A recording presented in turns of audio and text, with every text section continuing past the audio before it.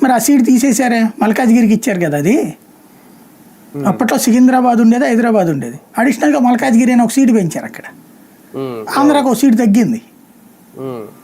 మరి దీనికి ఏం చేయాలి మనం ఇప్పుడు? తెలంగాణ మీద పోరాడాలా బేసిక్గా?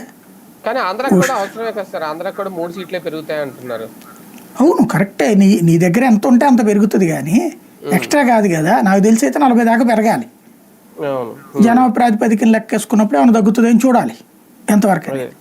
కానీ నువ్వు ఎంత చేసినా సరే ఎంత పిండికి అంత రొట్టె కదా, తగ్గకుండా చూస్తే కరెక్ట్గా సరిపోతుంది.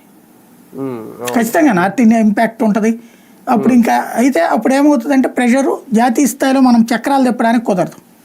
అది అంతకు మించి ఏం లేదు సార్. ఇందులో ఒకటి అంటే ఆఫ్లైన్ లో జరుగుతున్న ప్రచారం భారతీయ జనతా పార్టీ ఏతర రాష్ట్రాల్లో మాత్రమే ఒక రకంగాను, లేదంటే వాళ్ళ హయాము వాళ్ళ అధికారంలో ఉన్నా, లేదంటే వాళ్ళ పక్షాల అధికారంలో ఉన్న ఒక రకంగా, అలాగే జనాభా ప్రాతిపదికన అలాగే డిమాలినేషన్ చేయడం అనేది కుదురుతుందా అసలు? ఎట్లా చేస్తారు? ఏదో ముందేంటంటే నేను అనేది అసలు ప్రాతిపదిక ఏంటో ఈ రోజు వరకు అనౌన్స్ చేయాలి. జనాభా లెక్కలు తీయాలి ఫస్ట్.